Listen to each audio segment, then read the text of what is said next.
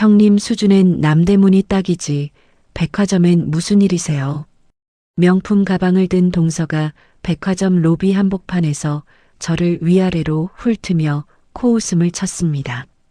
그 순간 로비 저편에서 검은 정장 무리를 이끌고 백발의 노신사가 성큼성큼 다가왔습니다.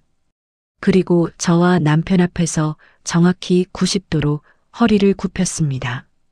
강 선생님, 한 선생님, 정문에서 모시지 못해 송구합니다. 그 모습을 본 동서의 얼굴이 벌겋게 달아올랐고 손끝이 부들부들 떨렸습니다. 뭔가 잘못된 거야. 저런 고물상들한테 회장님이 왜? 저에게 백화점 오너 회장이 90도로 허리를 굽힌 그 순간부터 오만한 동서의 인생은 걷잡을 수 없이 무너지기 시작합니다. 사연이 시작하기 전 좋아요와 구독을 눌러주세요. 오늘 하루 행운과 행복이 가득하도록 기원해 드릴게요. 오늘의 사연 시작합니다. 백화점 1층 로비의 대리석 바닥은 유난히 반들거렸습니다. 저는 38, 이름은 한주연이라고 합니다. 낡고 부서진 것들의 숨결을 되살리는 고미술품과 앤틱 가구 보건가로 15년을 살아왔습니다. 옷장에는 명품이라고 부를 만한 물건 하나 없고 손톱 밑에는 늘 오칠 자국과 나무 먼지가 배어 있죠. 저는 어릴 때부터 남들이 버린 물건을 주워다 닦고 기름칠하는 일이 좋았습니다. 번쩍이는 새 것보다 시간이 스며든 물건이 더 값지다고 믿으며 자랐어요. 남편 강도연은 42, 수제 원목 가구를 만드는 장인입니다. 말수는 적지만 대패질 한 번에 50년 살아온 나무의 결을 읽어내는 사람이죠. 저희 부부는 남들의 눈길보다 우리 손끝의 감각을 믿으며 살아왔습니다. 그날도 저는 남편과 나란히 백화점 안을 걷고 있었습니다. 주연아, 우리 저기서 시원한 커피나 한 잔 마시고 갈까? 당신 다리 아프지? 남편이 제 팔을 툭 치며 낮게 말했습니다. 그래요, 당신. 마침 다리도 뻐근했는데 참 잘 됐네. 제가 웃으며 고개를 끄덕이는데 저 앞에서 익숙한 목소리가 날카롭게 날아왔습니다. 어머머, 이게 누구야? 형님 아니세요? 세상에 형님을 이런 비싼 백화점에서 다 보네. 동서 윤세라였습니다. 세라는 명품 로고가 큼직하게 박힌 가방을 팔에 걸치고 굽 높은 구두 소리를 또각또각 울리며 다가왔죠. 세라를 처음 본 날의 기억이 스치듯 지나갔습니다. 3년 전 시댁 거실에서였습니다. 시동생이 대학 시간 강사로 있던 여자를 데려오겠다며 온 가족을 모았던 그날, 세라는 문을 열고 들어서자마자 거실을 한 바퀴 둘러보고는 입꼬리를 올렸습니다. 어머, 아주버님은 직업이 어떻게 되세요?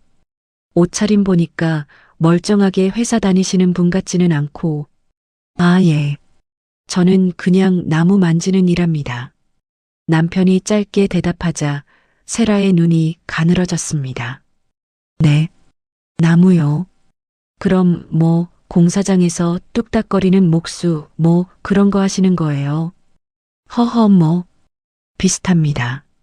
세라는 옆에 있던 시어머니에게 눈을 흘기듯 웃었습니다. 어머 어머님, 세상에 요즘 세상에도 그런 막노동 하시는 분이 가족 중에 다 계시네요. 저 진짜 살면서 처음 봐요. 너무 신기하다. 시어머니가 어색하게 웃으며 손사래를 쳤고 저는 남편의 손등을 슬며시 눌렀습니다. 그럼 형님은요? 형님도 뭐 아주버님이랑 같이 막일 하세요? 세라가 저를 위아래로 훑으며 물었습니다. 아니요. 저는 오래된 물건 고치는 일합니다. 오래된 물건요? 그러니까 리어카 끌고 다니는 고물상 뭐 그런 거요. 고물상이 아니라 오래된 가구를 다시 살려내는 복원 작업입니다. 아이고, 그게 그거지 뭐. 매일 먼지 구덩이 뒹굴면서 남이 쓰다 버린 고물 만지시는구나. 어휴, 매일 씻기도 참 힘드시겠어요. 세라는 어깨를 으쓱하고는 시어머니가 내온 유자차를 홀짝였습니다. 저는 그날 처음 만난 동서 앞에서 목까지 차오르는 뜨거운 것을 억지로 삼켰죠.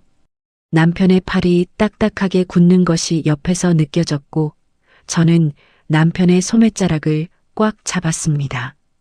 그 첫 만남 이후로 세라는 늘 저를 그런 눈으로 봤습니다. 다시 백화점 로비 세라의 시선이 제 옷차림에 꽂혔습니다.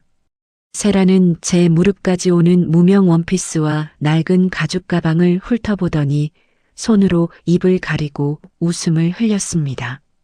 아니, 형님, 대체 여기 어쩐 일이세요? 이 비싼 백화점은 형님 꼴이랑 전혀 안 어울리는데 혹시 화장실 쓸어 들어오셨어요?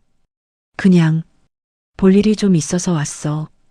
제가 담담하게 대꾸하자 세라는 고개를 갸웃했습니다. 볼 일이요? 아이고 맙소사. 형님, 우리 솔직해져요. 형님 수준엔 저기 남대문 시장이나 길거리 돗자리 좌판이 딱 맞잖아요. 여긴 비싸서 양말 한 짝도 못 사실 텐데 대체 왜 오셨대? 세라가 팔짱을 끼며 제 남편을 곁눈질했습니다. 아주버님도 참 쯧쯧. 형님, 아주버님 옷 좀 사입히세요. 세상에 남편이 이렇게 거지꼴로 다니는데 아내가 돼서 챙기지도 않고 뭐 하시는 거예요. 진짜. 남편의 관자놀이에 힘줄이 불끈 솟는 것이 보였습니다. 저는 남편의 손을 잡아 끌어내리며 낮게 말했어요. 동서, 말 조심해. 우리는 우리 갈 길 갈 테니까 너도 내 길 가라. 어머머, 눈 무서운 것 좀 봐. 왜 화를 내고 그러세요? 반가워서 칭코치 좀 해준 것 가지고.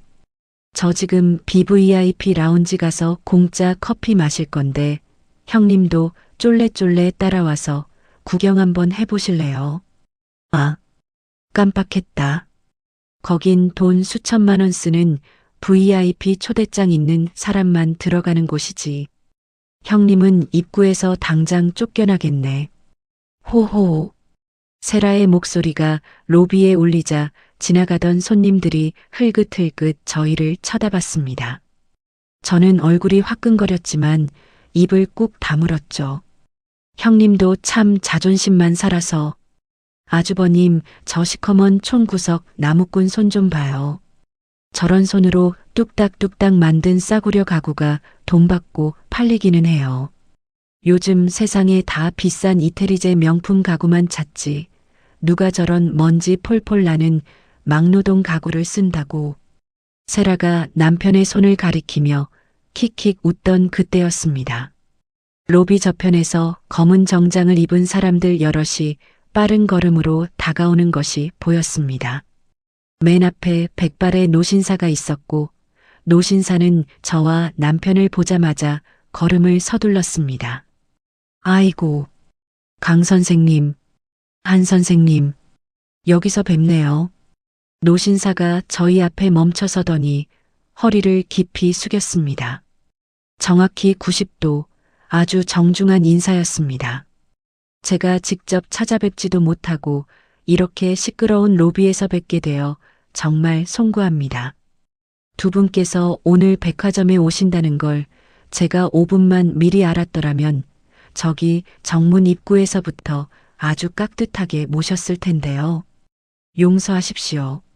노신사의 뒤에 선 수행원들도 일제히 허리를 굽혔습니다. 세라의 얼굴에서 웃음이 뚝 떨어졌습니다. 세라의 입이 반쯤 벌어진 채 얼어붙었고 손에 걸린 명품 가방이 팔에서 흘러내려 팔꿈치에 걸렸습니다. 저기, 아버님, 아니 회장님, 회장님 아니십니까?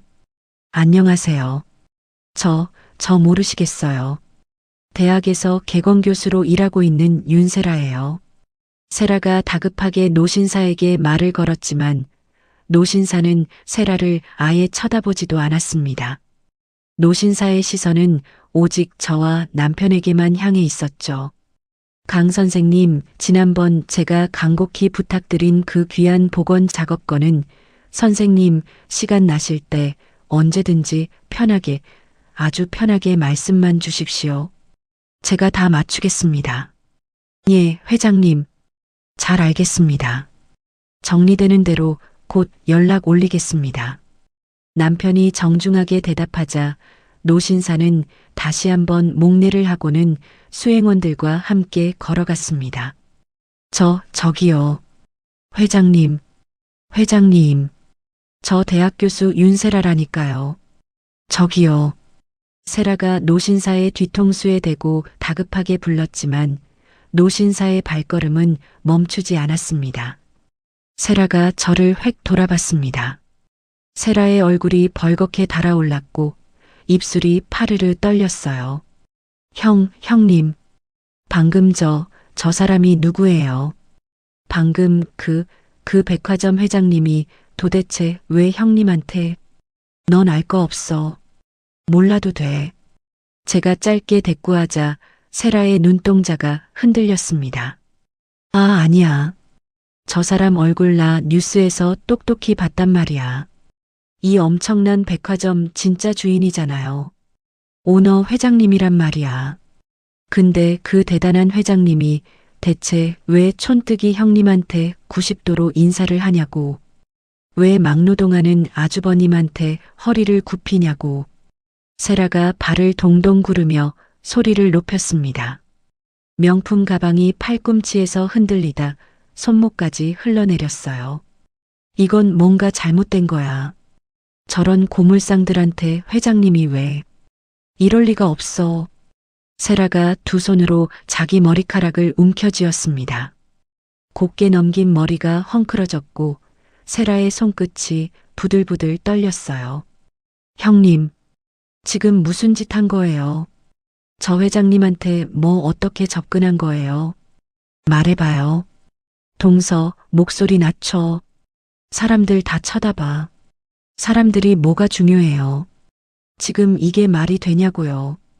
대학 교수인 나는 인사도 안 받고 저 촌뜨기 형님한테 허리를 꺾다니. 이건 뭔가 잘못된 거야. 뭔가 크게 잘못된 거라고. 세라의 목소리가 갈라졌습니다. 주변 손님들이 대놓고 세라를 쳐다보고 있었어요. 세라의 얼굴이 이번엔 하얗게 질리는가 싶더니 다시 불그락푸르락 물들었습니다. 형님, 대답해요. 왜 대답을 안 해? 동서, 진정해. 진정하게 생겼어요. 나는 저 회장님 얼굴 뵈려고 몇 년을 별별 자리 다 쫓아다녔는데 인사 한번 제대로 못 받았는데 형님이 뭔데 저 사람이 형님한테. 세라가 발을 쿵 굴렀습니다.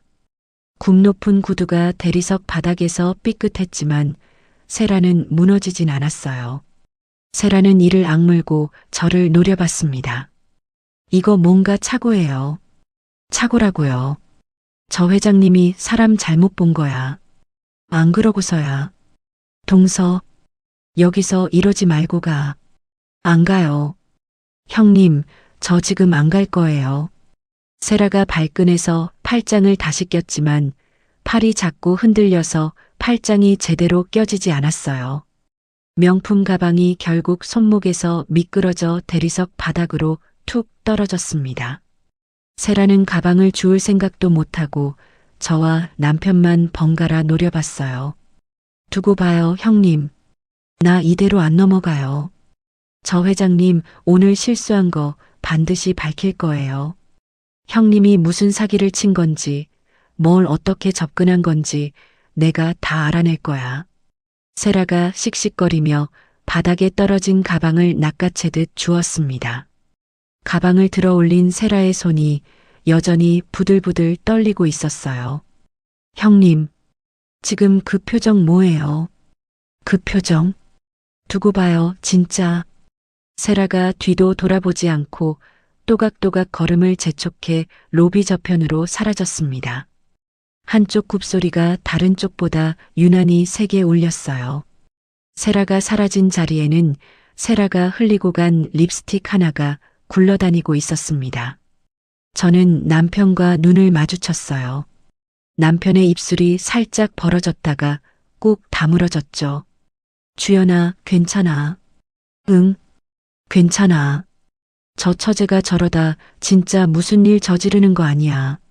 나도 그게 걱정이야. 로비에 소란이 잦아드는 동안 저는 잠시 눈을 감았습니다. 여기까지 오는데 얼마나 많은 밤을 삼켜왔던가요?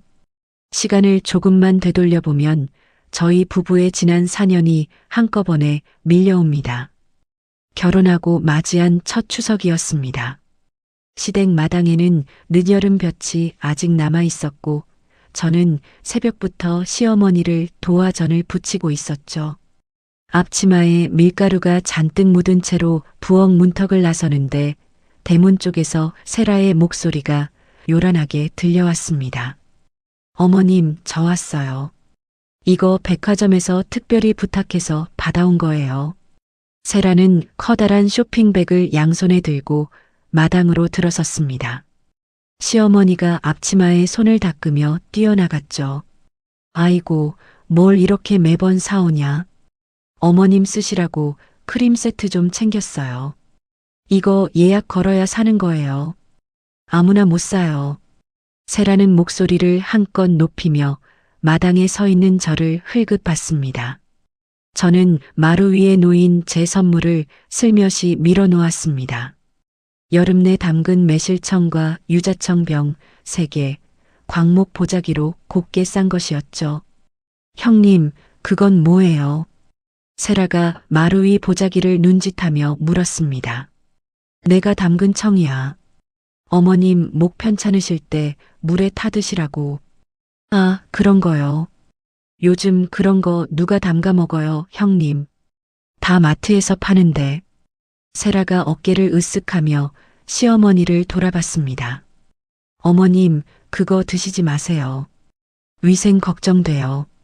제가 다음에 유명한 데서 좋은 걸로 사다 드릴게요. 시어머니는 어색하게 웃으며 세라의 쇼핑백만 만지작거렸죠. 그래, 그래. 세라, 네가 늘 이렇게 챙겨주니 든든하다. 저는 마루 끝에 놓인 제 보자기를 조용히 부엌 안으로 옮겼습니다. 가슴 한구석이 뻐근했지만 티를 낼 수는 없었어요. 저녁상에 온 가족이 둘러앉았습니다. 시아버지가 남편에게 술잔을 건네며 물었습니다. 도연아, 요새 공방은 어떠냐?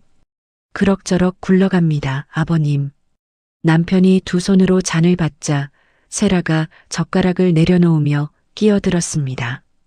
아주버님, 근데 그 손 좀 조심하세요. 저번에 봤는데 손등에 상처가 그렇게 많아서요.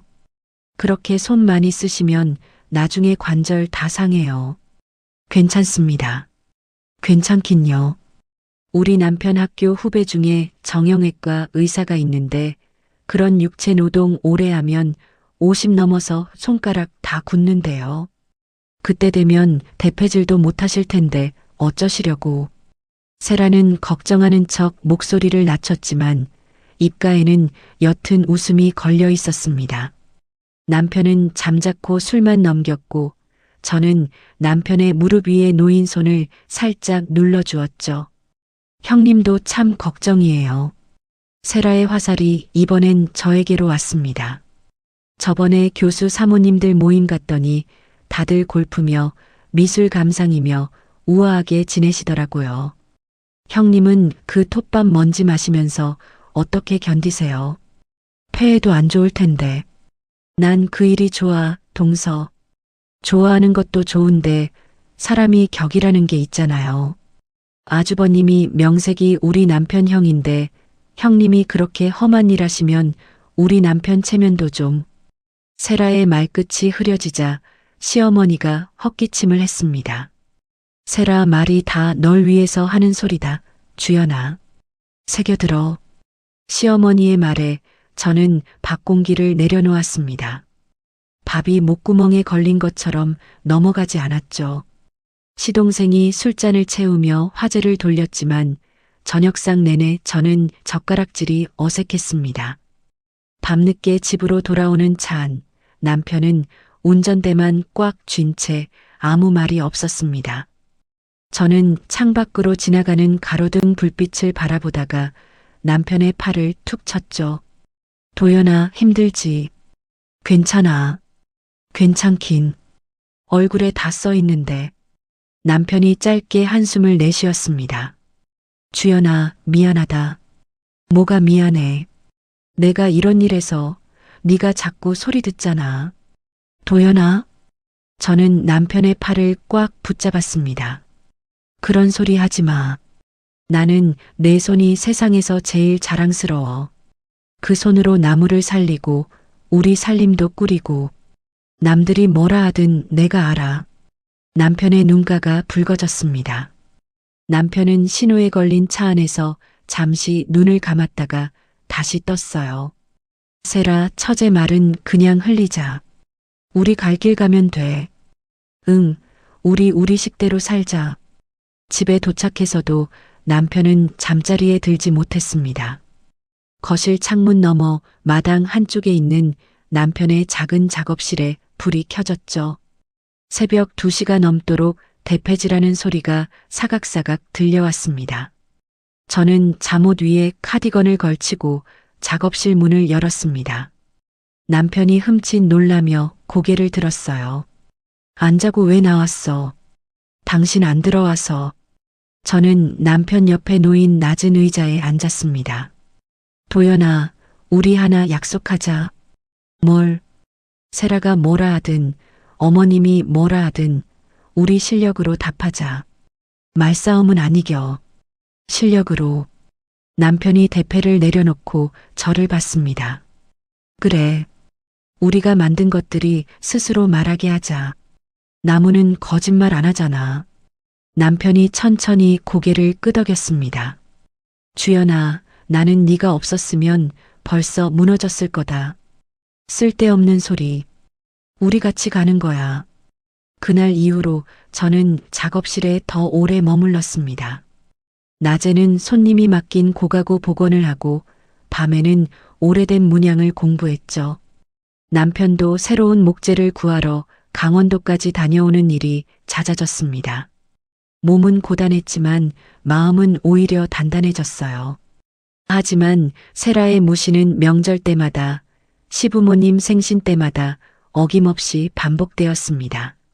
한 번은 시아버지 칠순 잔칫날 세라가 큼직한 케이크를 들고 와서는 사람들 앞에서 큰 소리를 냈죠. 아버님, 이거 그 유명한 호텔 디저트예요. 예약 2달 전에 걸어야 겨우 받아요. 시아버지가 한바구음을 지으며 세라의 손을 잡았습니다. 세라, 너 아니면 이 아비가 이런 걸 언제 먹어보겠냐? 옆에 있던 저는 새벽부터 손수 지은 시아버지의 두루마기를 무릎 위에 얹은 채 그저 조용히 웃었습니다. 두루마기 옷고름을 다시 한번 꼭 여며 잡으면서요. 형님, 그건 뭐예요? 세라가 제 무릎 위 보자기를 눈짓했습니다. 아버님 드리려고 두루마기 한 벌. 어머, 요즘 누가 그런 걸 입어요, 형님. 요즘 어르신들 다 골프웨어 입으시는데. 시아버지가 힐끗 두루마기를 보더니 세라의 케이크 상자만 만졌습니다. 주연아, 그런 건 나중에 보자. 저는 두루마기를 도로 보자기 안으로 밀어 넣었죠. 집으로 오는 길, 저는 남편에게 아무 말도 하지 않았습니다. 남편도 저에게 아무 말도 묻지 않았고요. 그저 남편이 제 손을 오래도록 잡아주었을 뿐이었습니다. 그 손이 얼마나 거칠고 따뜻하던지 저는 그 손 하나에 매일을 버텼습니다. 세라의 조롱은 계속되었지만 저희 부부의 작업 노트는 조금씩 두꺼워졌어요. 밤마다 저는 다짐했죠. 세라의 말이 아니라 우리의 손이 언젠가 답을 낼 거라고요. 그러던 어느 날 아침 남편이 신문을 접어 제게 내밀었습니다. 주연아, 이거 봐봐. 남편이 내민 신문 한 켠에는 큼직한 광고가 실려 있었습니다. 시내 대형 미술관에서 여는 전통문화 복원 프로젝트 공모전.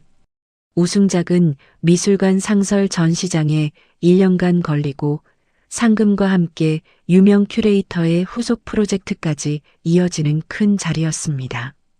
저는 신문을 두 손으로 붙잡고 남편을 올려다봤습니다. 도연아, 우리 이거 해보자. 할 수 있겠어. 할 수 있어. 이거 우리 이야기잖아. 전통 목가구 복원. 이거 우리 딱이야. 남편이 커피잔을 내려놓고 신문을 다시 훑어봤죠. 준비할 게 많을 텐데. 밤 새우자. 우리 이런 거 한두 번 해봐. 그날부터 저희 부부는 공방 불을 끄지 않았습니다. 낮에는 손님 작업을 하고 밤에는 공모전 출품작을 만들었죠.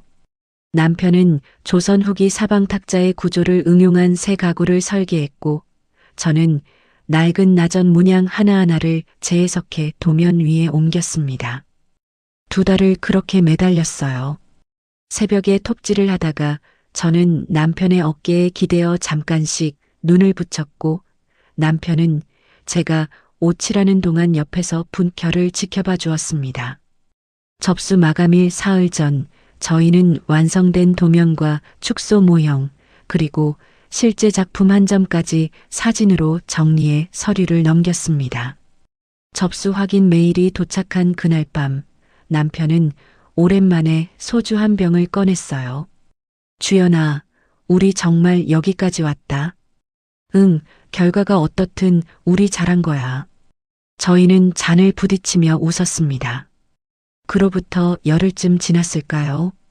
공방에 걸린 낡은 라디오에서 뉴스가 흘러나오는 동안 저는 인터넷으로 미술관 홈페이지를 열었습니다. 심사위원 명단이 공지된 날이었죠.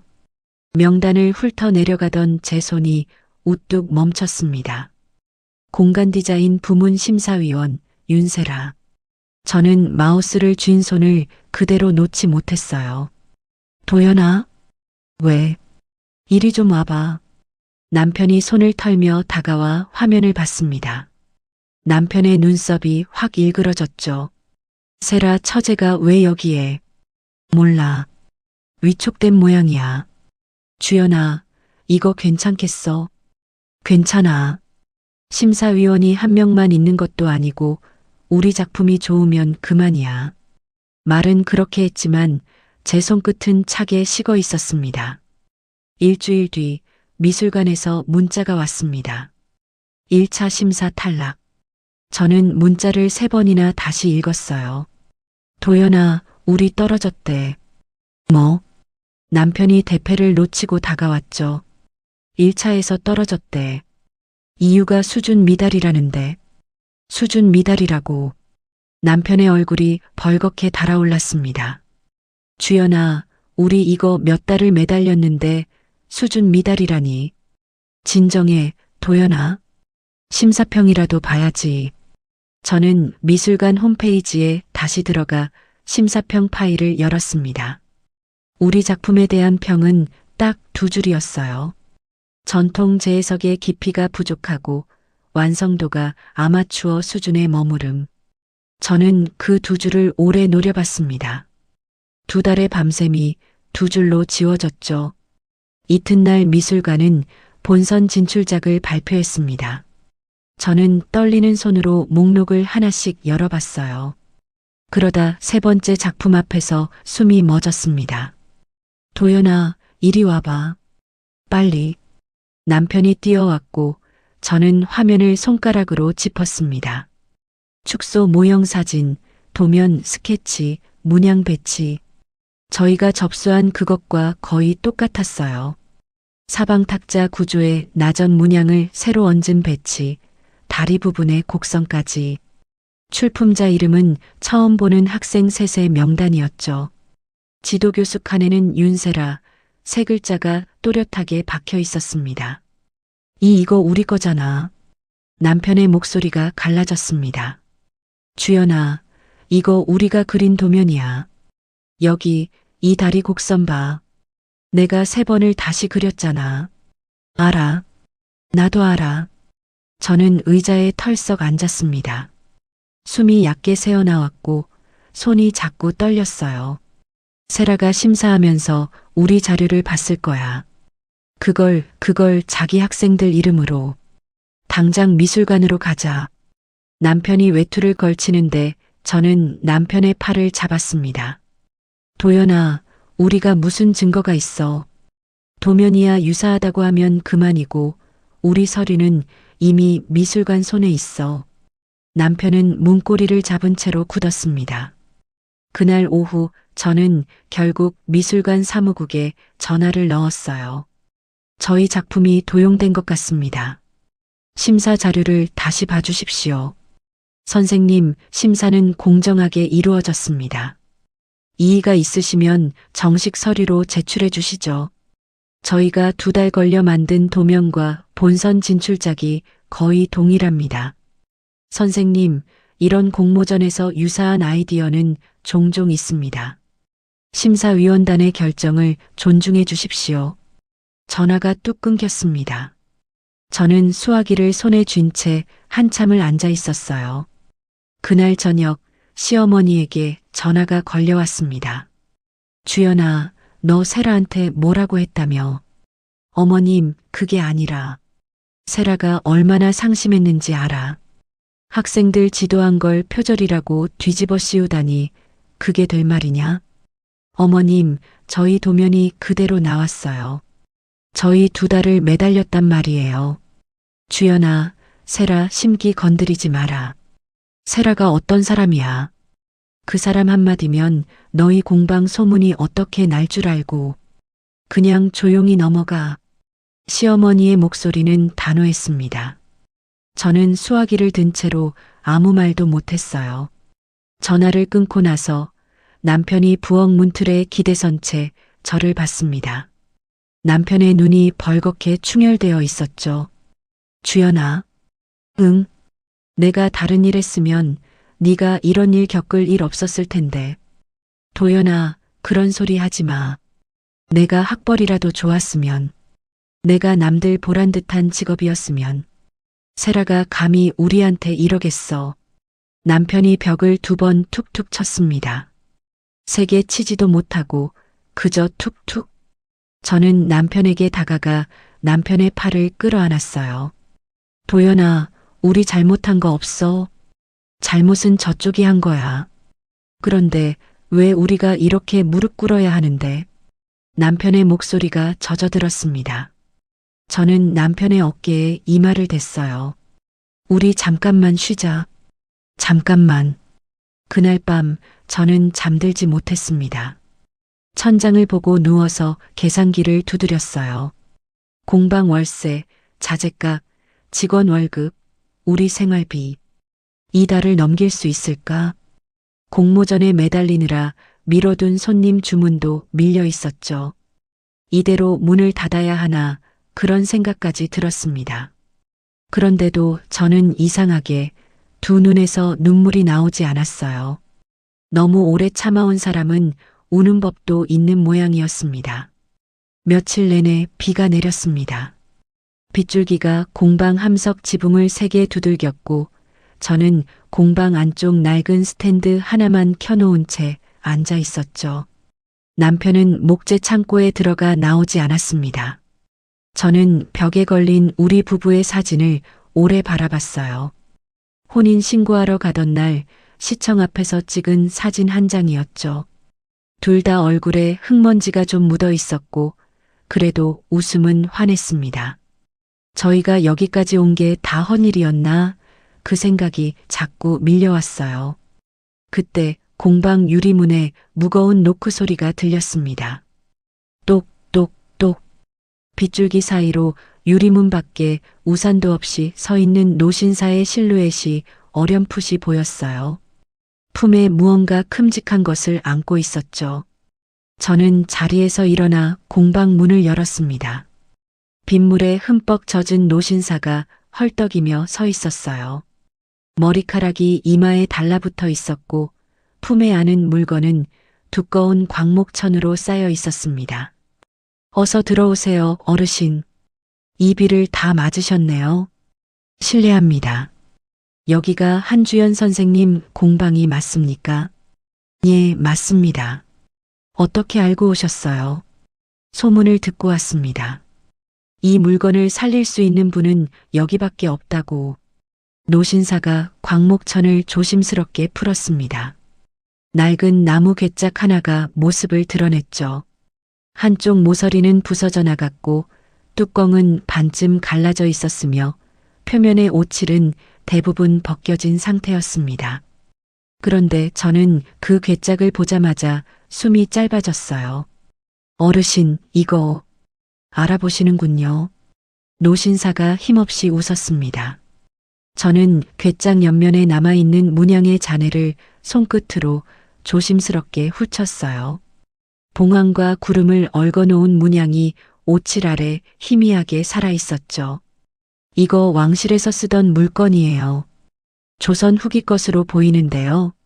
제 어머니의 유품입니다. 노신사의 목소리가 잠깐 흔들렸습니다. 돌아가시고 20년 만에 창고에서 꺼내봤더니 이 지경이 되어 있더군요.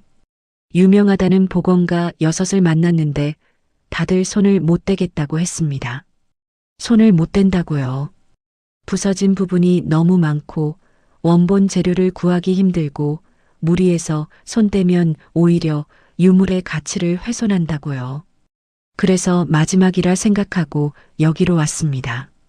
남대문 뒷골목에서 낡은 것을 진짜로 살려낸다는 부부가 있다고 들었어요. 저는 괴짝을 한 번 더 훑어봤습니다. 부서진 골조, 갈라진 뚜껑, 뜯겨나간 문양. 머릿속에서 이 괴짝이 완성된 모습이 흐릿하게 그려졌어요. 도연아, 이리 좀 와봐. 목재 창고 문이 열리고 남편이 걸어 나왔습니다. 남편은 노신사에게 목례를 한 뒤 괴짝 앞에 무릎을 꿇고 앉았어요. 한참 괴짝의 골조를 살피던 남편이 낮게 말했습니다. 주연아, 이거 골조가 살아있어. 응, 나도 봤어. 안쪽 이음새가 아직 안 죽었어. 겉은 다 헤어졌는데 뼈대는 살아있어. 이거는 살릴 수 있어. 노신사가 두 손을 모아 쥐었습니다. 살릴 수 있다는 말씀입니까? 어르신, 시간이 오래 걸립니다. 반년은 잡으셔야 합니다. 그리고 재료를 구해야 하는데 이 괴짝이랑 나이가 비슷한 고재를 찾아야 해요. 새 나무로는 안 됩니다. 얼마가 들든 상관없습니다. 얼마가 걸리든 상관없어요. 어머니께서 마지막으로 만지시던 물건입니다. 노신사의 두 눈이 붉게 젖어들었습니다. 저는 남편과 눈을 마주쳤어요. 남편이 천천히 고개를 끄덕였습니다. 어르신, 저희가 맡겠습니다. 고맙습니다. 정말 고맙습니다. 노신사가 두 손으로 남편의 손을 꽉 붙잡았어요. 거친 목수의 손과 노신사의 마른 손이 한참을 맞잡혀 있었습니다. 그날부터 저희 공방은 다른 세상이 되었습니다. 남편은 낡은 트럭을 몰고 전국을 돌아다녔어요. 경상도에 오래된 한옥이 헐린다는 소문을 듣고 사흘을 달려갔고 강원도 산골에서 100년 넘은 석가래가 나왔다는 연락을 받고는 밤새 운전해 갔습니다. 일주일 만에 남편이 흙먼지 투성이가 되어 돌아왔을 때 트럭 짐칸에는 새까맣게 늙은 소나무 목재 몇 조각이 실려 있었죠. 주연아, 이거 봐. 결이 살아있어. 이거면 괴짝 골조 이어 붙일 수 있어. 100년은 됐겠다. 120년 됐대. 어느 종가 석가래였다더라. 남편이 목재를 어깨에 얹고 공방 안으로 들어왔습니다. 저는 그 뒷모습을 오래 바라봤어요. 한동안 잊고 살았던 남편의 모습이 그 자리에 있었습니다.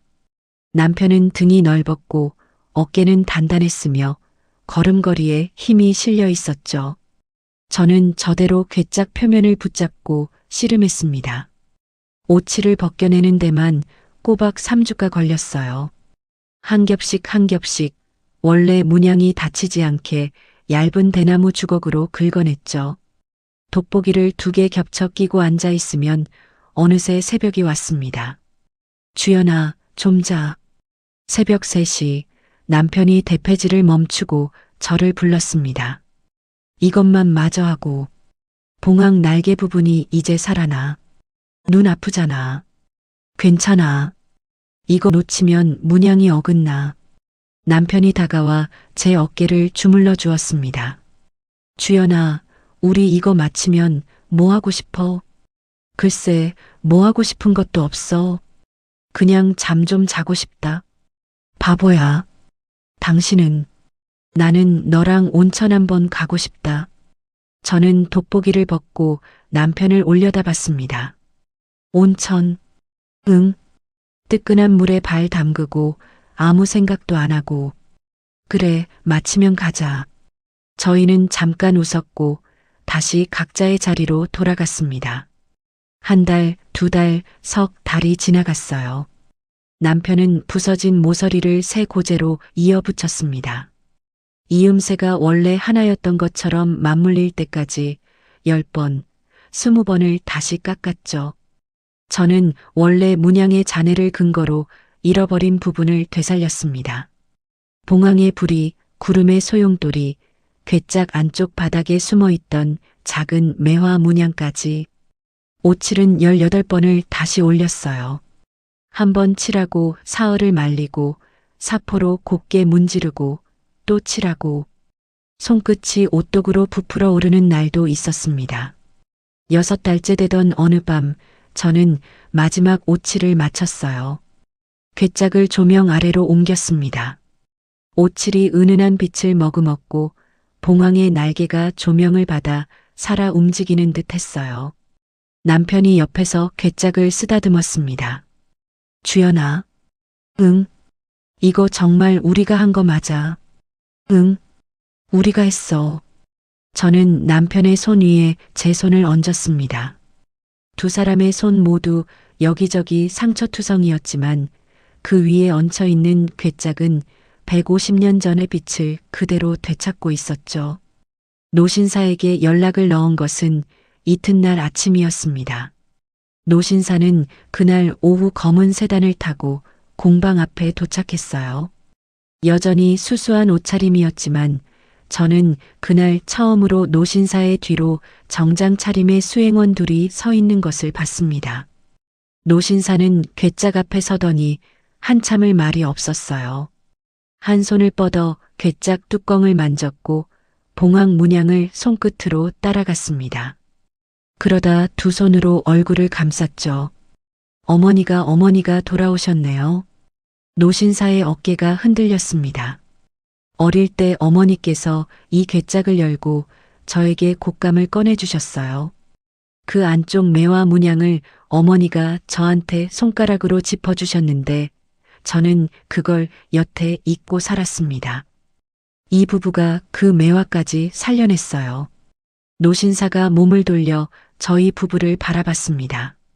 젖은 눈으로 노신사가 물었어요. 두 분, 제가 누구인지 아십니까? 어르신 어떤 분이세요? 저는 강기훈이라고 합니다. 하이신 백화점을 하고 있어요. 저는 순간 숨을 삼켰습니다. 하이신 백화점. 이 나라에서 이름을 대면 누구나 아는 국내 최고급 백화점의 총괄 사장이었죠. 어르신 저희는 몰랐어요. 정말 몰랐어요. 몰라주셨으니까 이 일이 가능했지요. 강기훈이 옅게 웃었습니다. 저에게 이름을 밝히고 온 보건가들은 다들 몸값부터 셈했습니다. 두 분은 그저 이 물건이 무엇인지만 보셨어요. 저는 그 손을 오래 기억할 겁니다.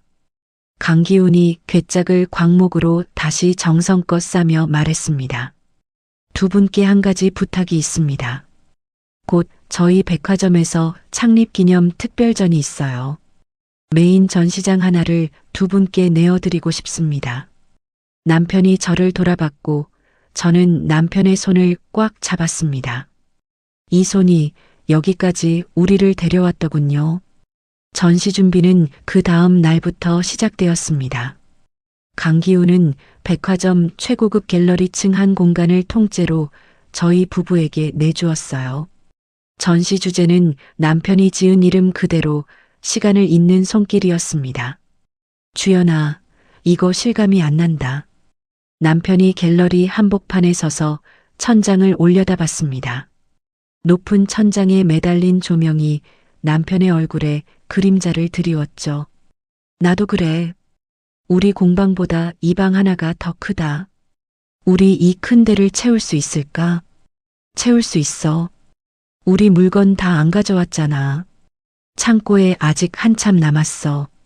저희는 3주 동안 공방과 갤러리를 오가며 작품을 옮겼습니다. 남편이 5년에 걸쳐 만든 반다지와 사방탁자, 12폭 병풍틀이 갤러리 벽면을 채웠어요. 제가 복원한 조선 후기 서항과 문갑, 그리고 자개암 6점이 조명 아래 놓였습니다. 전시장 한가운데에는 강기훈의 허락을 받아 복원한 왕실 괴짝의 사진 액자 하나를 걸었죠. 이 괴짝을 저희가 만졌습니다. 이 손으로요. 그 문구 아래에 남편과 제 손 사진이 나란히 걸렸어요. 거칠고 굳은 살 박인 손 두 짝이 나무결을 만지고 있는 사진이었습니다. 전시 오픈 전날 밤 저는 갤러리 한가운데에 앉아 있었어요. 내일이면 저희의 작품을 낯선 사람들이 보게 됩니다. 그동안 시댁에서, 세라에게서, 미술관에서 들었던 말들이 한꺼번에 밀려왔죠. 수준 미달, 아마추어, 먼지 구덩이, 막노동. 저는 눈을 감고 그 말들을 하나씩 밀어냈습니다. 남편이 뒤에서 다가와 제 어깨에 두툼한 겉옷을 걸쳐 주었어요. 안 추워. 바닥이 차가워, 주연아. 도연아? 응. 내일 우리 잘할 수 있겠지. 주연아, 우리 이미 잘하고 있어. 사람들이 봐주기만 하면 돼. 남편이 제 옆에 앉아 제 어깨를 감쌌습니다. 저는 남편의 어깨에 이마를 기댔어요. 새벽 2시가 될 때까지 저희는 그 자리에 그렇게 앉아 있었습니다. 이튿날 오전 10시 갤러리 문이 열렸어요. 강기훈이 미리 초대장을 보낸 백화점 VIP 고객들이 하나씩 들어오기 시작했습니다. 낯익은 얼굴의 재벌가 회장 부부, 유명 화랑관장, 방송에서 몇 번 뵌 예술계 원로들. 저는 갤러리 입구 한쪽에 서서 손님들을 맞이했어요. 허리를 세우고 앞치마 대신 남색 저고리를 입은 채로요. 이 반다지는 어느 시대 것을 응용한 겁니까? 한 노신사가 남편에게 물었습니다. 조선 후기 안동 반다지 구조를 가져왔고 목재는 100년 된 소나무 고재를 썼습니다. 이 손잡이 무쇠는 장인 어른 한 분께 부탁드려서 2달 걸려 만든 겁니다. 요즘은 이런 무쇠 손잡이 만드는 곳이 몇 안 됩니다. 노신사가 반다지 문을 조심스럽게 열어봤어요. 경첩이 부드럽게 움직였고 안쪽에 짜인 서랍이 촘촘하게 드러났습니다. 이 사람 물건이네. 이 사람 물건이야. 노신사가 뒤에 따라온 부인에게 눈짓했습니다. 여보, 우리 안방에 이거 하나 놨으면 좋겠어. 어르신, 이 반다지는 저 하나뿐인데요. 그러면 하나 더 만들어 주십시오. 얼마가 들든.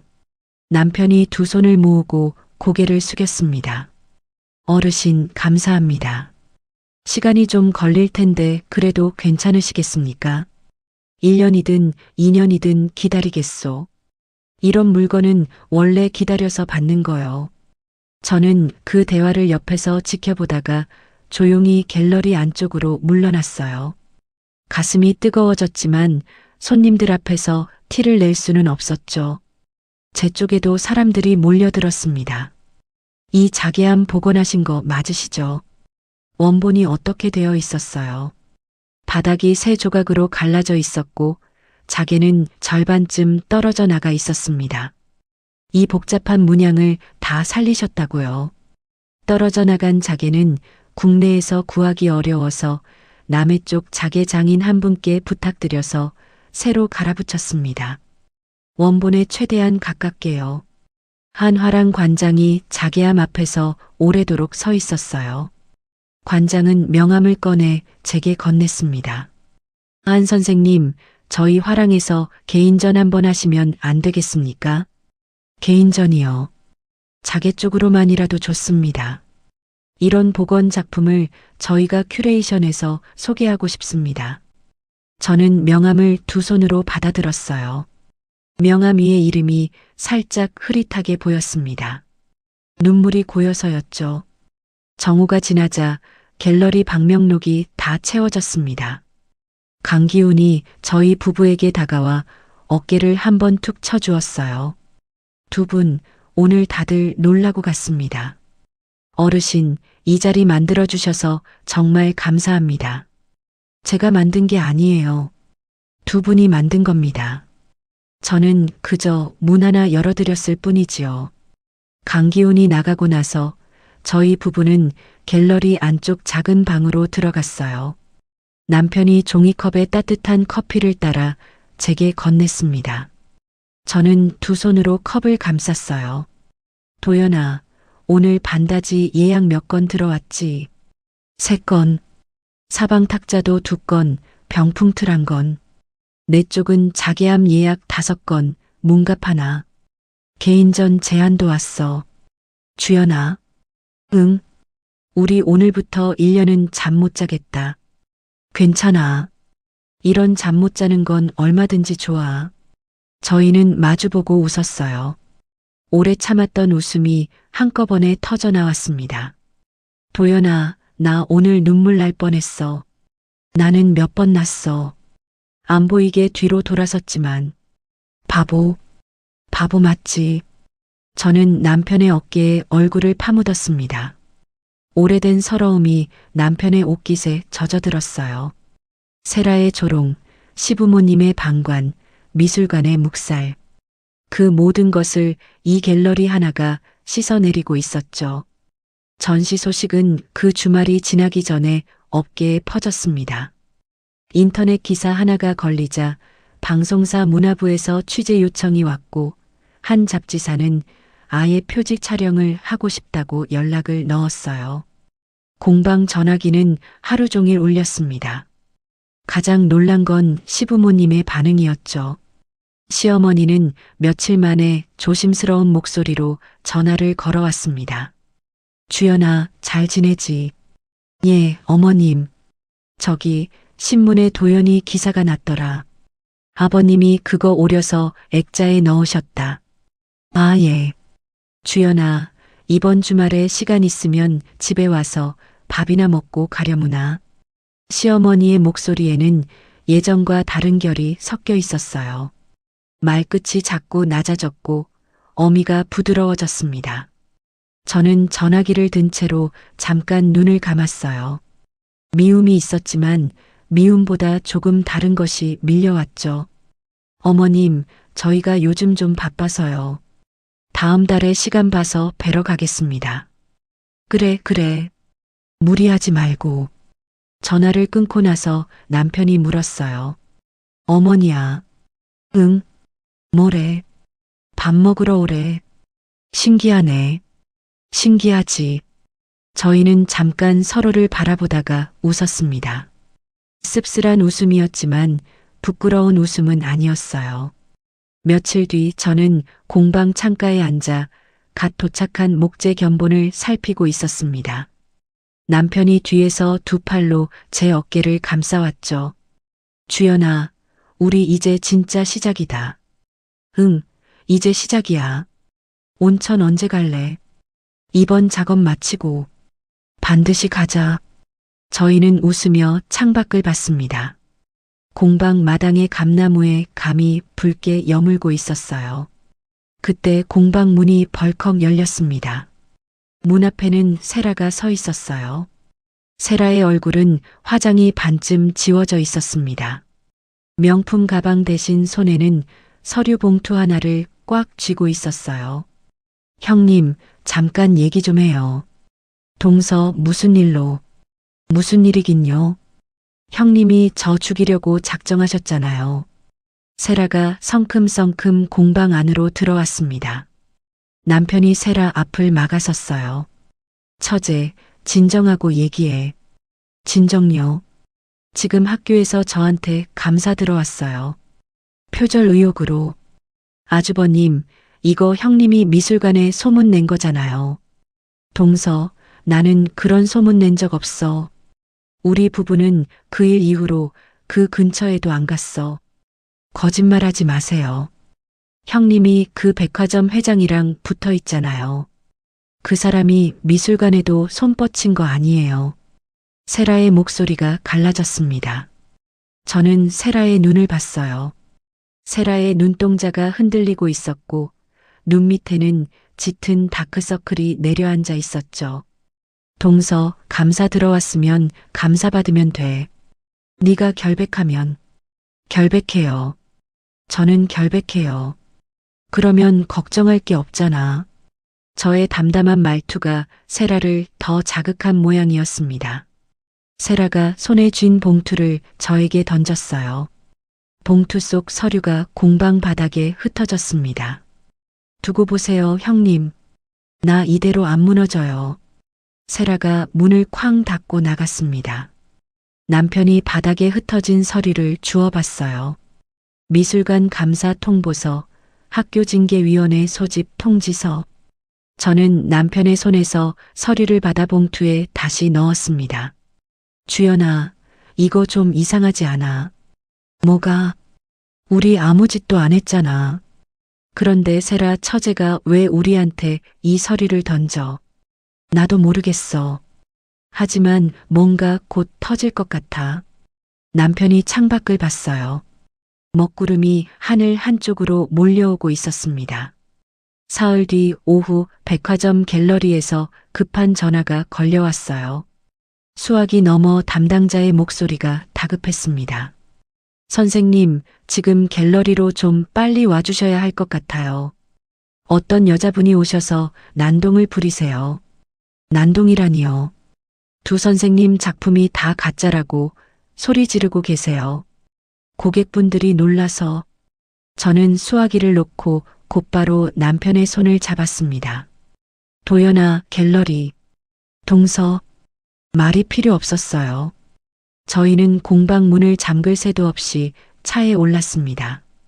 갤러리에 도착했을 때 저는 문 앞에서 잠시 얼어붙었어요. 전시장 한복판에 세라가 서 있었습니다. 세라는 남편의 사방 탁자를 손바닥으로 탕탕 치고 있었고 주변에는 놀란 VIP 고객 대여섯이 벽에 붙어 있었어요. 이게 다 가짜예요, 여러분.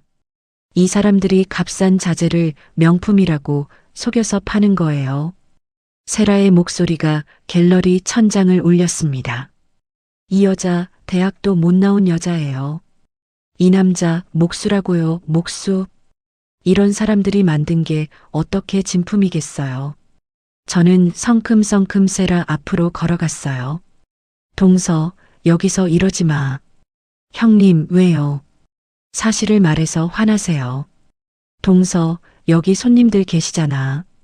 나가서 얘기하자. 손님들 앞에서 해야 다들 알잖아요.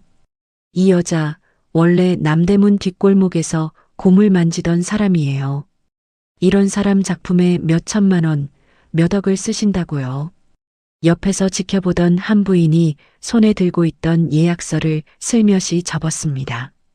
또 다른 손님은 옆 사람과 눈짓을 주고받았고요. 남편이 세라에게 다가섰어요. 처제, 이제 그만. 아주버님, 저 건드리지 마세요. 손 떼면 폭행이에요. 신고할 거예요. 세라가 뒤로 물러서며 목소리를 높였습니다. 남편이 두 손을 위로 들어 보였어요. 안 돼. 안 될 거야. 그러니까 처제, 여기서 나가. 싫어요. 여기 사람들 다 진실을 알아야 해요. 세라가 갑자기 핸드폰을 꺼내 뭔가를 눌렀습니다. 세라의 얼굴에는 이상한 웃음이 걸려 있었어요. 형님, 지금 인터넷에도 다 올라갔어요. 사진 조작 어쩌고, 자재 속임수 어쩌고. 저희 남편 후배가 잘 나가는 커뮤니티 관리자거든요. 저는 순간 무릎에 힘이 빠졌습니다. 이 여자가 여기까지 왔구나. 이 여자가 진짜로 여기까지 왔구나. 동서, 자기 지금 무슨 짓을 하는 줄 알아? 제가요. 저는 잘못한 거 하나 없어요. 저는 소비자의 알 권리를 알리는 것 뿐이에요. 세라의 눈은 초점이 반쯤 풀려 있었어요. 세라가 감사를 받으며 얼마나 몰렸는지, 학교에서 어떤 소리를 들었는지 저는 알 수가 없었죠. 세라의 속을 저는 알지 못했습니다. 제 눈앞에는 그저 저희의 작품을 두들기며 소리를 지르는 한 사람이 있었을 뿐이었어요. 세라가 이번엔 제가 복원한 자개암 앞으로 다가섰습니다. 세라의 손이 자개암 뚜껑 위로 올라왔어요. 동서, 손대지 마. 이거 다 부숴야 진품인지 아닌지 알잖아요, 형님. 동서, 손대지 마. 그거 200년 된 물건이야. 200년 좋아하시네. 세라의 손이 자개암 뚜껑을 들었습니다. 저는 몸이 먼저 움직였어요. 세라 앞에 서서 자개암을 팔로 감쌌습니다. 동서, 부탁이야. 이거 손대지 마. 비켜요, 형님. 세라가 저를 밀쳤어요. 저는 뒷걸음질 쳤고 뒤꿈치가 전시대에 걸려 휘청거렸습니다. 남편이 달려와 저를 부축했어요. 주연아, 괜찮아. 괜찮아. 저 한만. 그때 갤러리 입구에서 백화점 보안팀이 뛰어들어왔습니다. 정장 차림의 남자 셋이 세라를 둘러쌌어요. 손님, 진정하시고 저희랑 잠시 나가시죠. 저 손님 아니에요. 저 여기 오너 회장님이랑 아는 사이예요. 저 대학 교수예요. 함부로 대하지 마세요. 세라가 보안팀 팔을 뿌리쳤습니다. 저 오너 회장님한테 직접 얘기할 거예요. 저희 시댁이 그 회장님이랑 얼마나 가까운 사이인 줄 알기나 해요. 보안팀장이 무전기를 들어 뭔가 짧게 말했어요.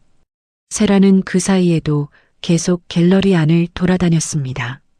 남편의 반다지 옆에 서서 사진을 찍고 제 문갑 앞에 서서 또 사진을 찍고 손가락으로 하나하나 짚어가며 큰 소리로 말했어요. 여러분, 다들 사진 찍어두세요.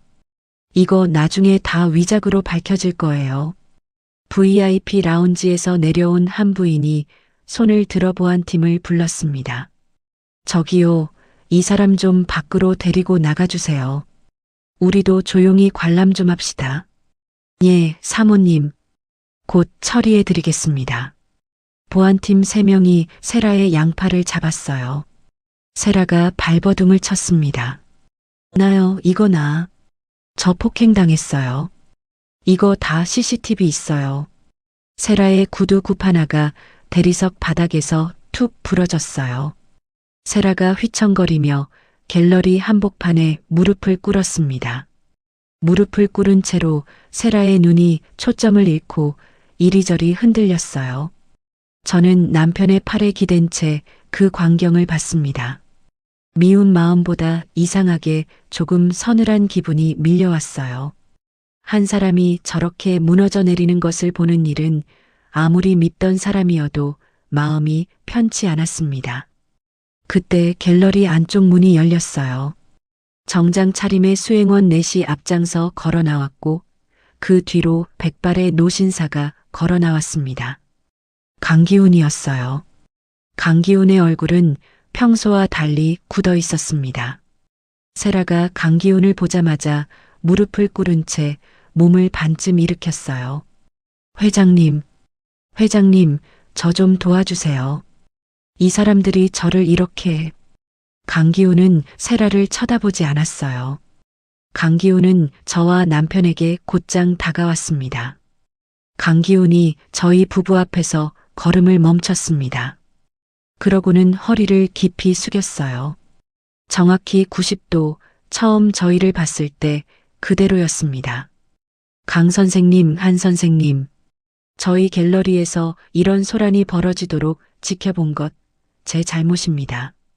강기훈의 목소리가 갤러리에 낮게 깔렸어요. 두 분 장인께서 겪으신 이 불미스러운 일은 제 명예를 걸고 바로잡겠습니다. 세라가 대리석 바닥 위에서 얼어붙었습니다.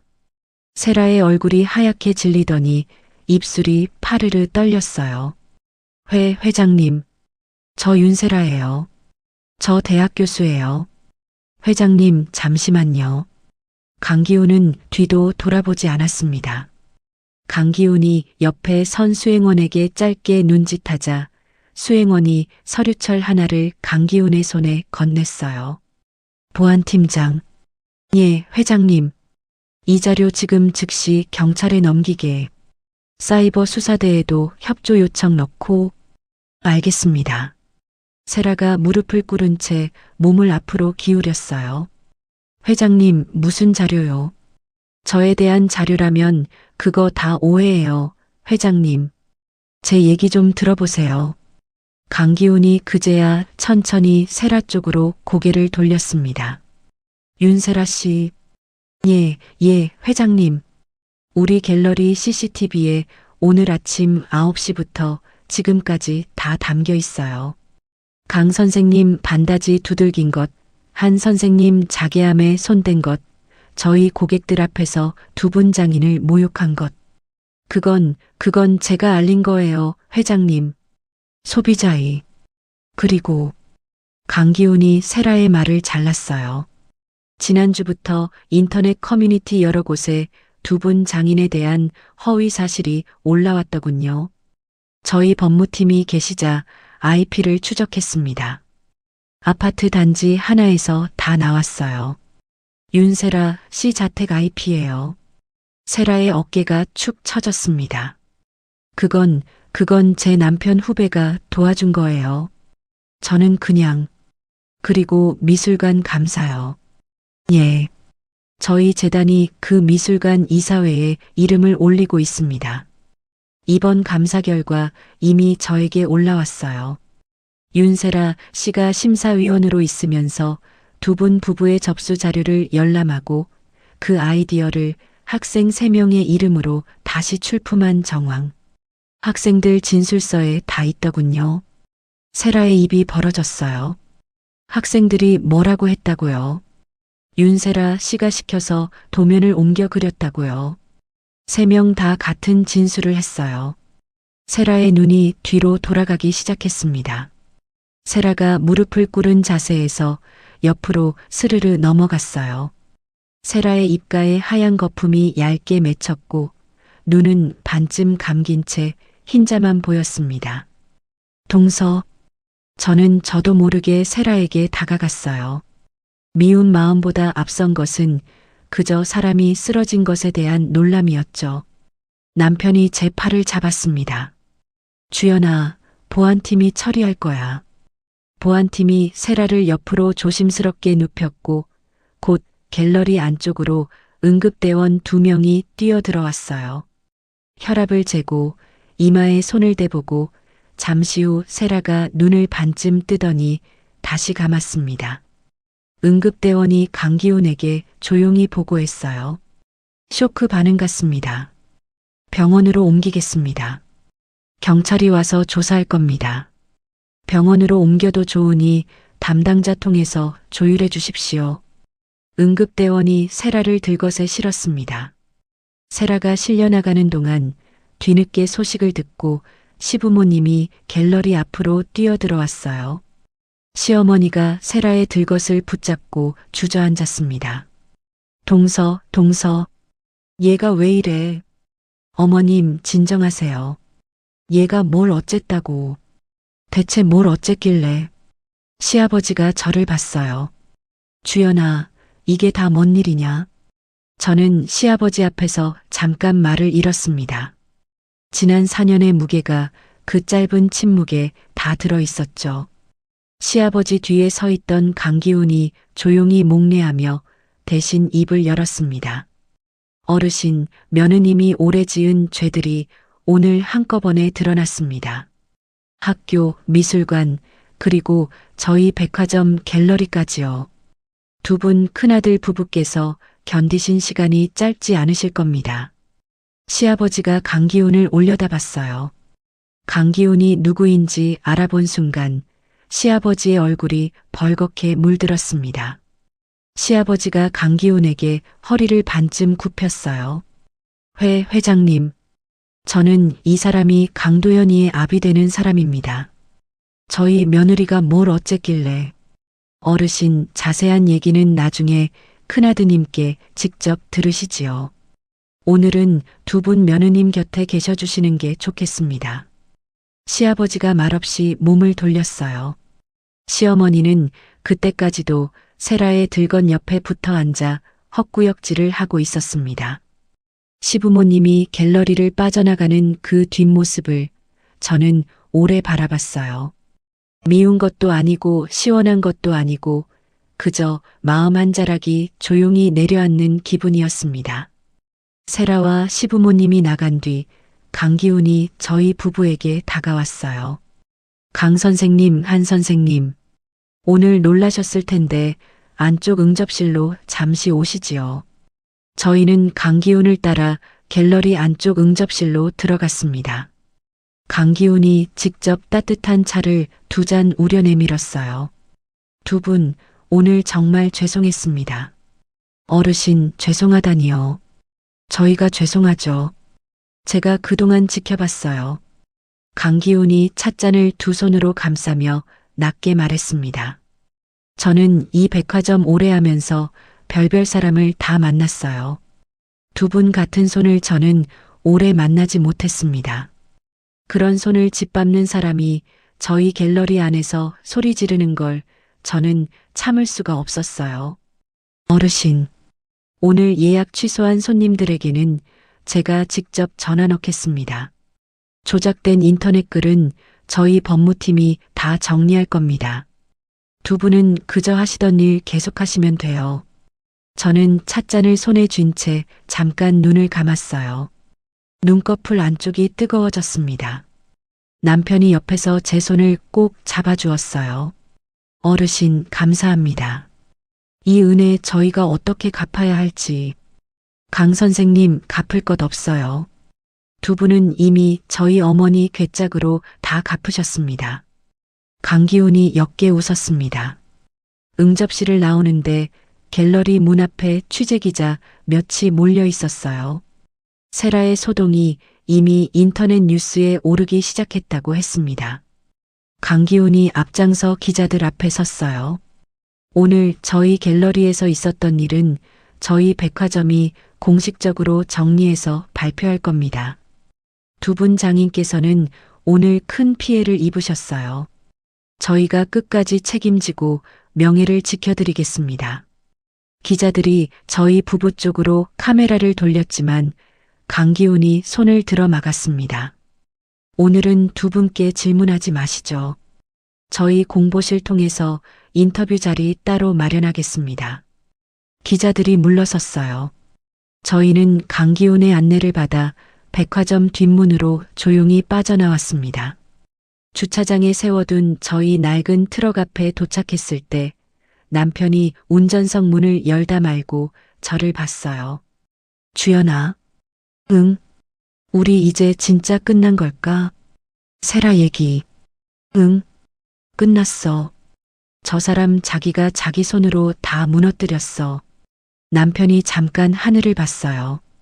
먹구름이 걷혀 있었고 초저녁별이 한둘 보이기 시작했습니다. 주연아, 나 지금 이상하다.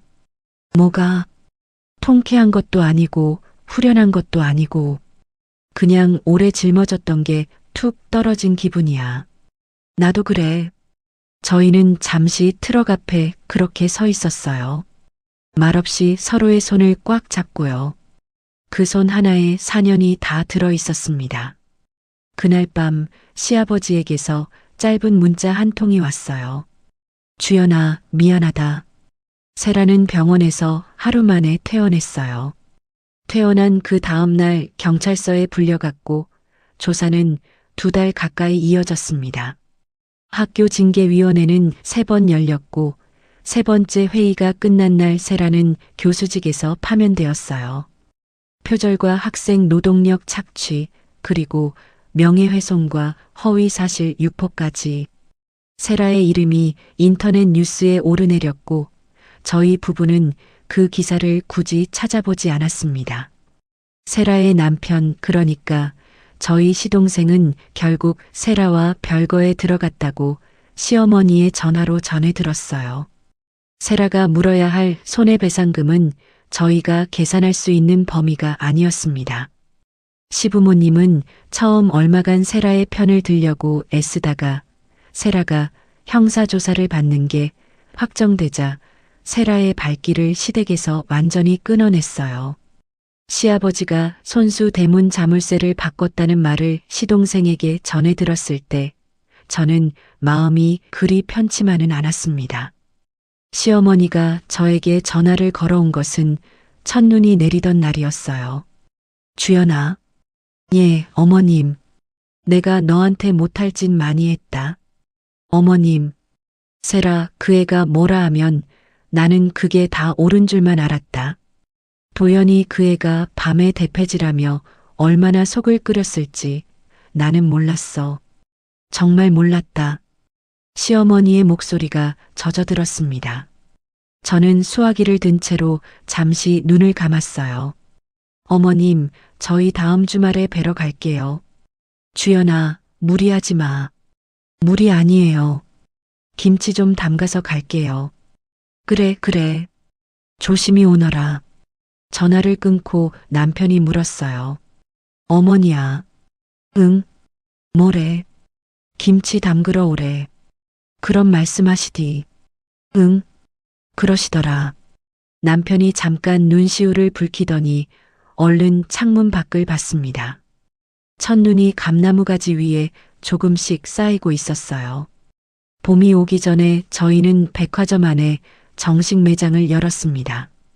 강기훈이 갤러리층 한쪽 공간을 저희에게 내주었어요. 매장 이름은 해온제라고 지었습니다. 해와 온기가 머무는 집이라는 뜻이었죠. 간판은 남편이 직접 오래된 참나무판에 새겼습니다. 매장 오픈 첫날, 저는 여전히 앞치마를 두른 채로 손님을 맞았어요. 번쩍이는 옷을 걸치지도 않았고 명품 가방을 들지도 않았습니다. 손톱 밑에는 그날도 오칠 자국이 조금 남아 있었죠. 선생님, 이 반다지 예약하고 싶은데 언제까지 기다려야 할까요? 손잡이 무쇠까지 새로 만들면 9달 정도 걸립니다. 괜찮습니다. 그때까지 기다리겠습니다. 한 부인이 남편의 손을 두 손으로 감쌌어요. 남편의 굳은 살이 부인의 반지 낀 손가락에 닿았습니다. 부인이 웃으며 말했어요. 이 손이 만든 물건이니 기다릴 만하죠. 옆에 서 있던 저는 잠깐 코끝이 시큰했습니다. 이 손이라는 말 한마디가 그렇게 컸어요. 남편의 손, 제 손. 한때 먼지 구덩이 손, 막노동 손이라 불렸던 이 손이었죠. 그 손이 이 매장 하나를 세운 손이 되어 있었습니다. 그해 봄, 저는 화랑에서 개인 복원전을 열었어요. 전시 오프닝 날 남편이 흰 두루마기를 입고 옆에 서주었습니다. 남편의 두루마기는 제가 겨울 내내 손수 지어준 것이었어요. 시아버지의 두루마기 옆에 결국 한 벌 걸리지 못했던 그 옷의 형제였죠. 주연아, 이 옷 잘 지었네. 당신 어깨가 넓어서 지을 만해. 바보야. 당신은. 저희는 화랑 한쪽 구석에서 잠깐 웃었어요. 전시장 저편에서 강기훈이 저희를 향해 살짝 손을 들어 인사했습니다. 그 옆에는 시부모님이 서 계셨어요. 시아버지가 조심스럽게 저에게 다가와 봉투 하나를 건네주셨습니다. 주연아, 이거 얼마 안 되지만. 어머님, 아버님, 이런 거 왜? 화환은 촌스러울까봐. 그냥 마음이다. 시어머니가 옆에서 조용히 눈물을 훔쳤어요. 저는 두 분께 허리를 숙였습니다. 오셔서 감사해요, 아버님. 어머님. 주연아, 우리가 감사하지. 시아버지가 남편의 어깨를 두 번 툭툭 쳤어요. 남편이 시아버지 앞에서 살짝 고개를 숙였습니다. 그날 화랑에는 사람이 많이 왔지만 저는 시아버지의 그 두 번의 손길이 오래 마음에 남았어요. 여름이 지나고 가을이 왔어요. 공방과 매장을 오가는 하루가 익숙해졌습니다. 새벽에 일어나 공방에서 오칠을 하고 오후에 매장으로 나가 손님을 맡고 저녁이면 다시 공방으로 돌아와 남편과 함께 목재를 다듬었죠. 몸은 여전히 고단했지만 그 고단함이 이전과는 결이 달랐어요. 억울함이 섞이지 않은 고단함, 저는 그것이 얼마나 다른지를 이제 압니다. 세라는 여전히 소송에 매달려 있다고 시동생을 통해 들었어요. 빚이 얼마인지, 어디서 지내는지 저는 굳이 묻지 않았습니다. 한때는 세라가 무너지는 모습을 상상하며 이를 갈던 날도 있었지만 정작 세라가 무너지고 나니 이상하게 통쾌함보다는 잔잔한 서늘함만 남았어요. 사람이 자기가 판 구덩이에 빠지는 것을 지켜보는 일은 그런 종류의 마음을 남기더군요. 어느 저녁 저는 공방 창가에 앉아 낡은 서한 하나를 손질하고 있었어요. 남편이 뜨거운 대추차 2잔을 우려왔습니다. 주연아. 응. 우리 온천 언제 갈래? 아직도 그 소리야. 작년부터 벼르고 벼른 거야. 이번 서한 마치고 가자. 이번에는 진짜 가자. 진짜 가자. 저희는 잠깐 마주보고 웃었어요. 창밖에 감이 붉게 여물어 있었습니다.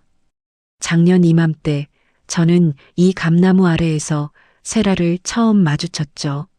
세라가 문을 벌컥 열고 들어오던 그 오후가 이제는 오래된 일처럼 멀게 느껴졌어요. 도연아? 응. 우리 잘 살았다. 아직 다 안 살았어. 앞으로도 잘 살자. 그래. 저는 남편의 손을 잡았어요.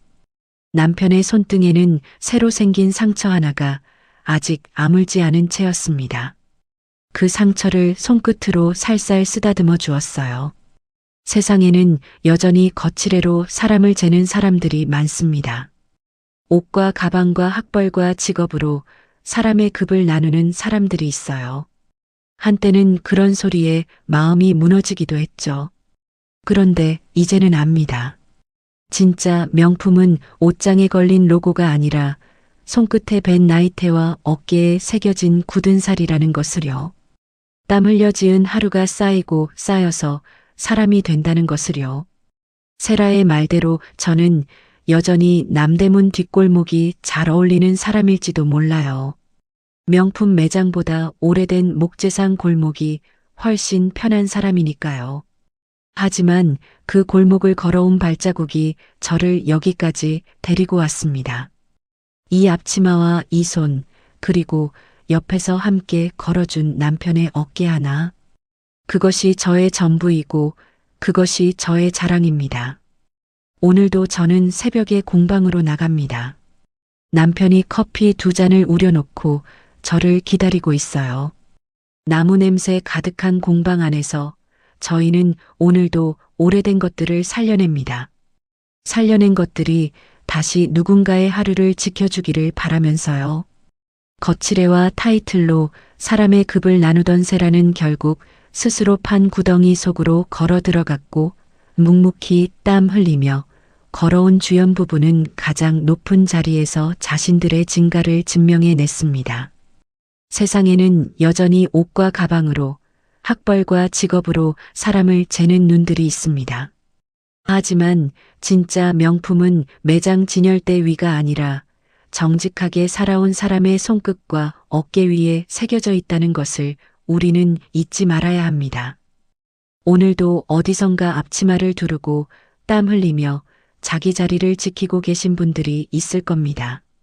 남들이 알아주지 않아도, 남들이 무시해도 그 자리를 묵묵히 지켜온 하루하루가 결국 그 사람을 가장 빛나게 만듭니다. 주연 부부의 이야기가 오늘 하루 마음 한구석이 서러웠던 누군가에게 작은 위로가 되었기를 바랍니다. 당신이 걸어온 그 길이 결코 헛되지 않았음을 이 이야기가 대신 말해드릴 수 있다면 참 좋겠습니다. 이야기를 끝까지 들어주신 분이 계시다면 잘 들었다고 댓글 하나만 남겨주세요. 감사합니다.